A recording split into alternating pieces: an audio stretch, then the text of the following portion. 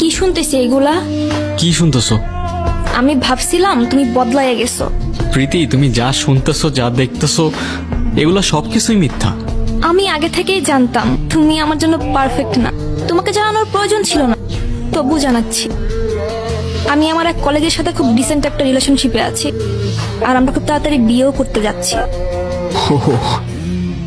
তো এই জন্য না, এই জন্য এত কাহিনী। ডিরেক্ট বলতা না, যাইতে দিতাম। এত হার্ট করার দরকার ছিল না। এরকম কিছু না, আমি শুধু আমার জন্য একটা ডিসেন্ট সিম্পল লাইফ চেয়েছিলাম, যেটা সব মেয়েই চায়।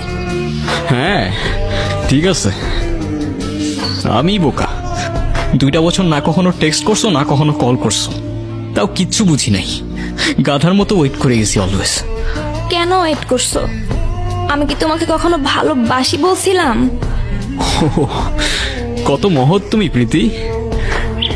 যারা কখনো ভালোবাসি বলো নাই, তার জন্য তোমার চোখে জল চলে আসছে। আমারে আর এই ফেক ইমোশনস গুলা দেখায়ও না। ভুল করতেছো তুমি। হ্যাঁ, ভুল তো করে ফেলছি প্রীতি, মানুষ চিনতে।